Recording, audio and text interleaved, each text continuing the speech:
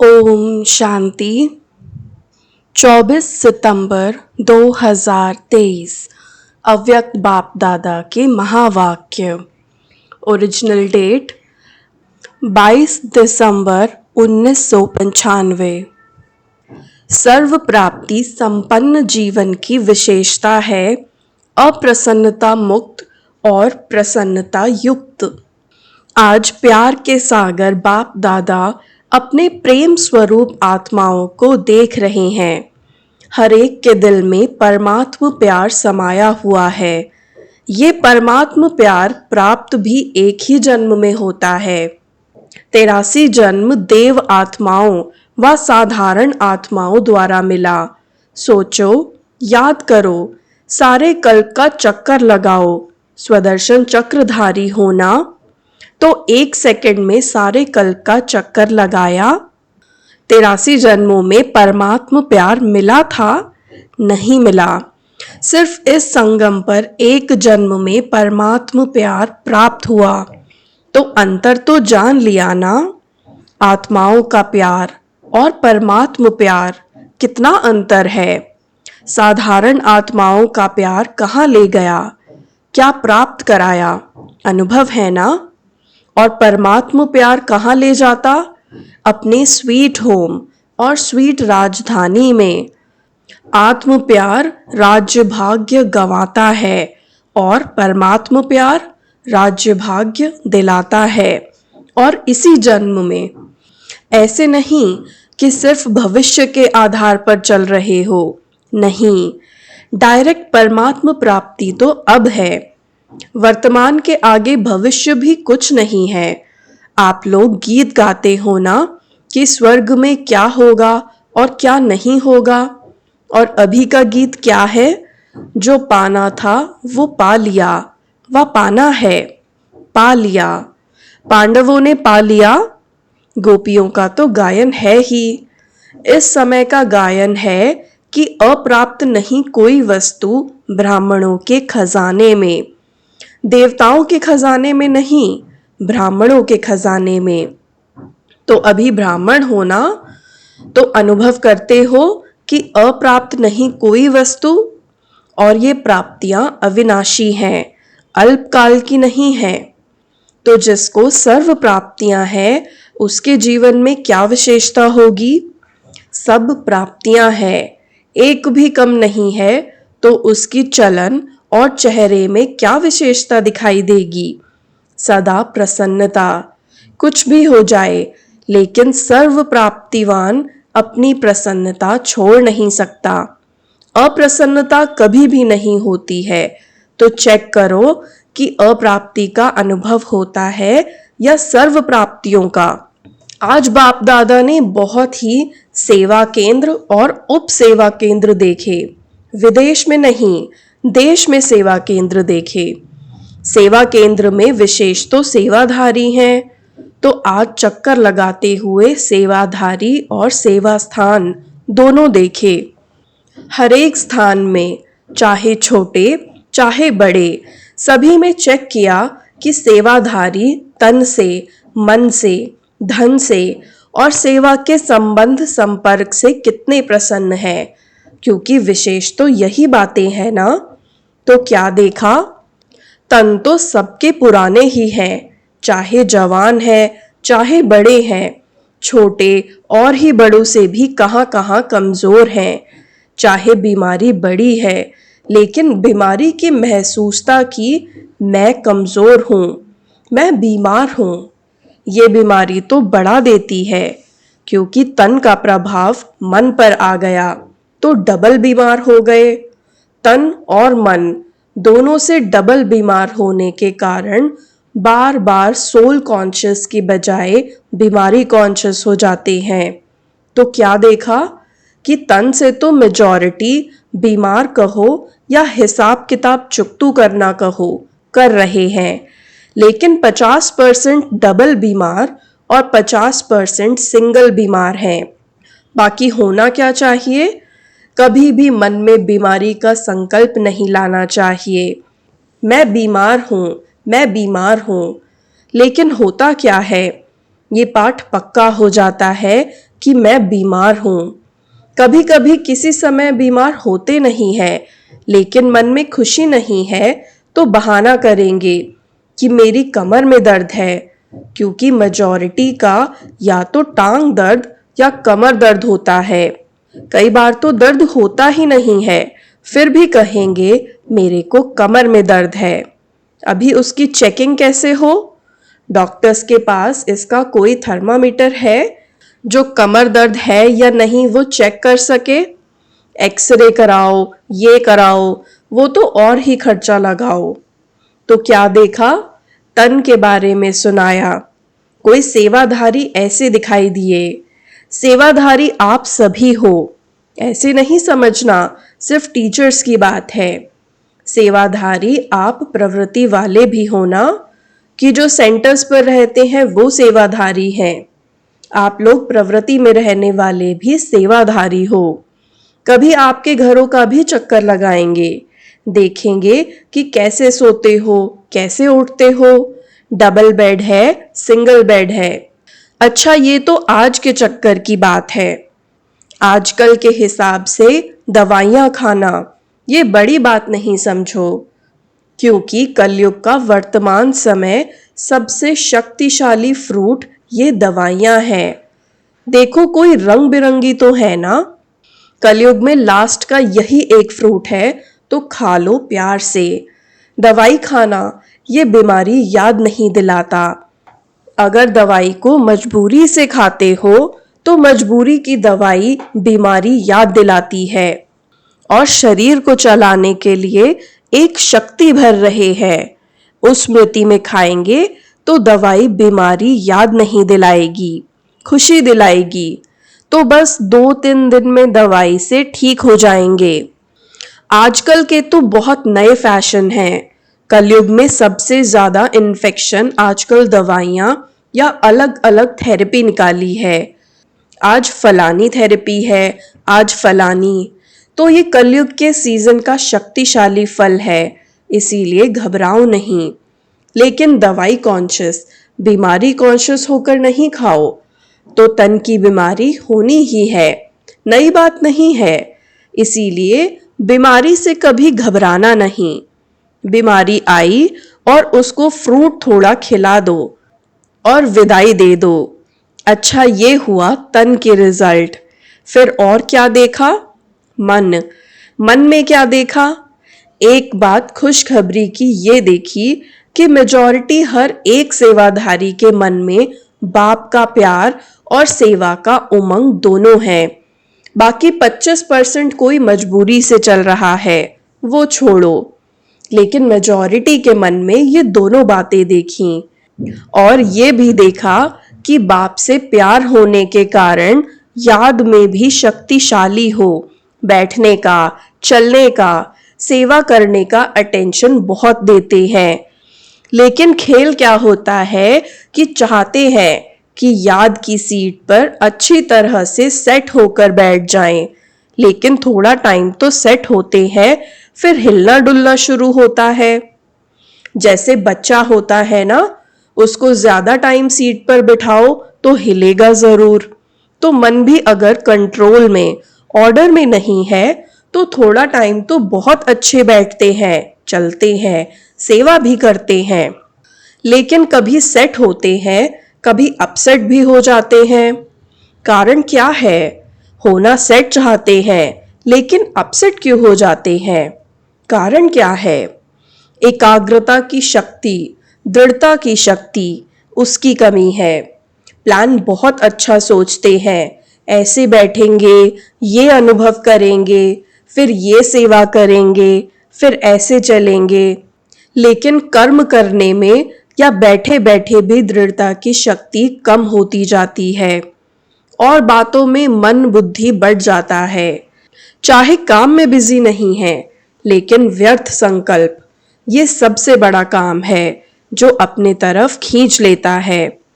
तो स्थूल काम नहीं भी हो, लेकिन दृढ़ता की शक्ति बंटने के कारण मन और बुद्धि सीट पर सेट होने के बजाय हलचल में आ जाते हैं। बाप दादा ने आप सबको जो काम दिया था वो देखो। बाप दादा के पास सब चिट्ठियां पहुंची, लेकिन कई बच्चे बड़े चालाक हैं। चालाकी क्या करते हैं? चिट्ठी लिखते हैं लेकिन नाम नहीं लिखते।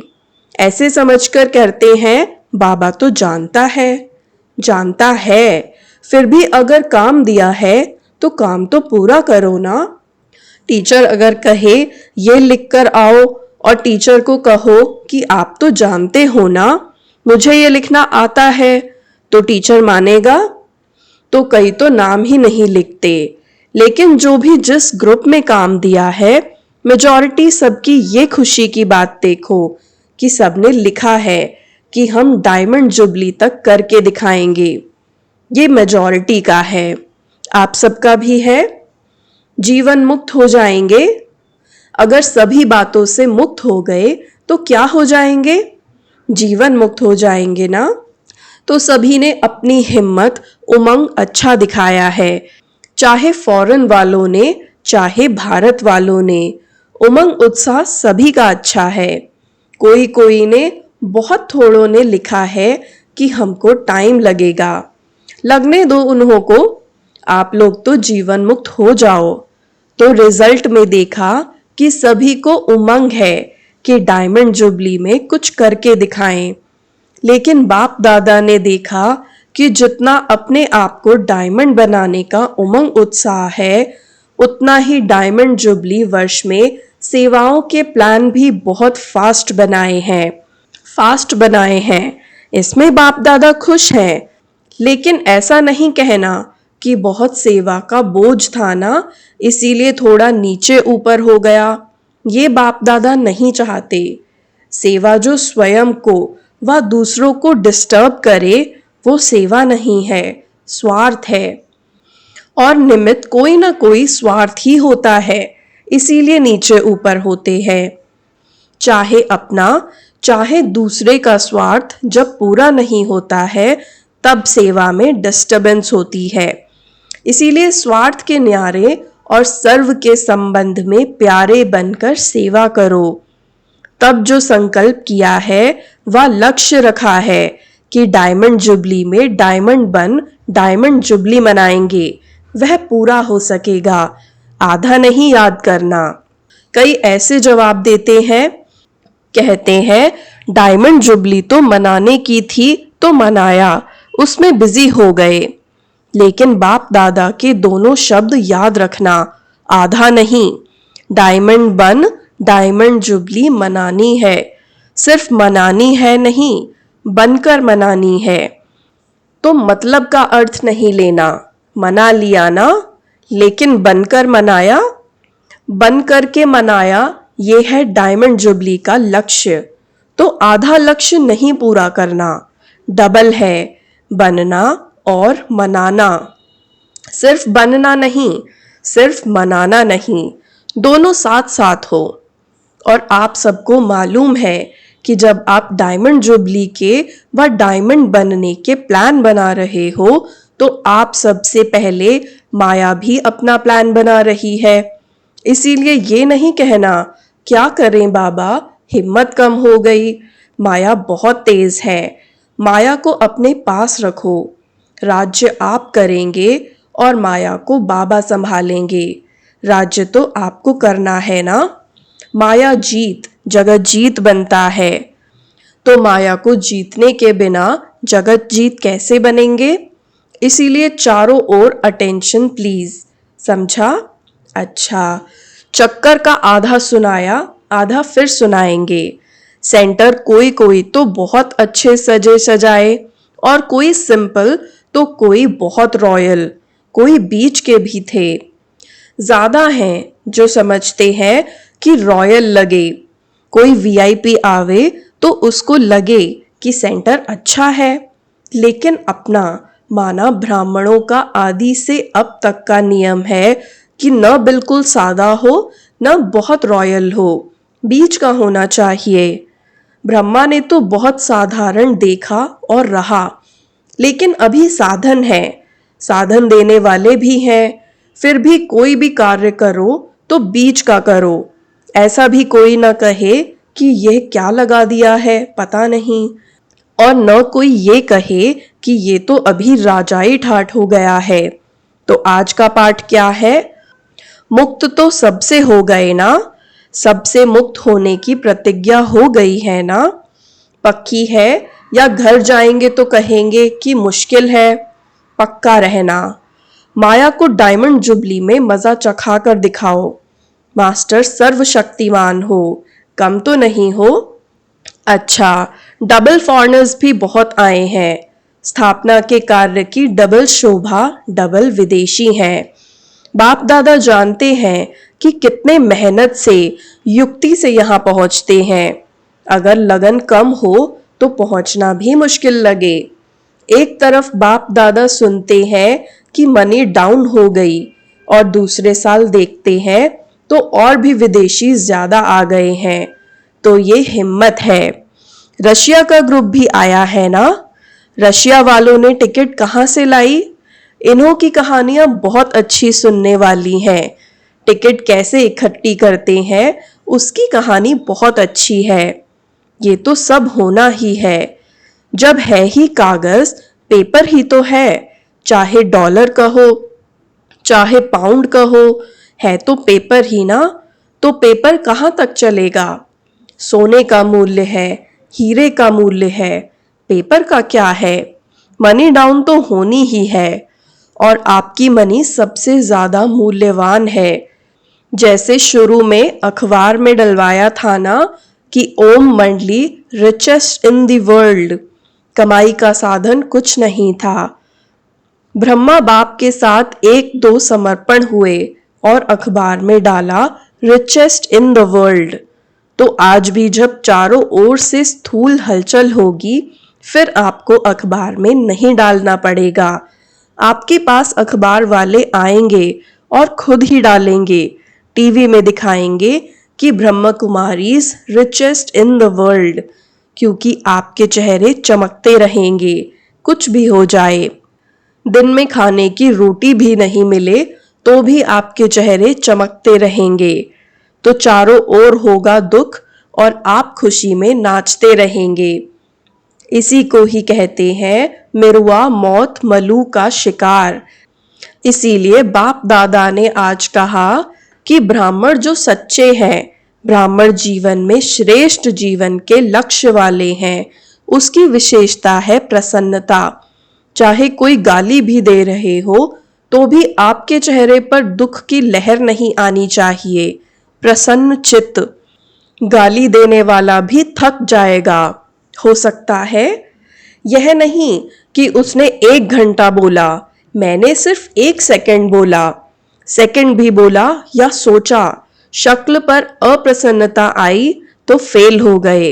इतना सहन किया ना, 1 घंटा सहन किया, फिर गुब्बारे से गैस निकल गई। तो गैस वाले गुब्बारे नहीं बनना। और चाहिए ही क्या?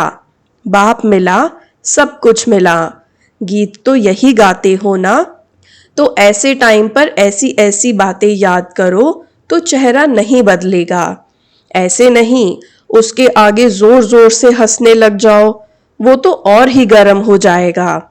प्रसन्नता अर्थात आत्मिक मुस्कुराहट, बाहर की नहीं, आत्मिक। तो आज का पाठ क्या रहा? सदा अप्रसन्नता मुक्त और प्रसन्नता युक्त, डबल, समझा?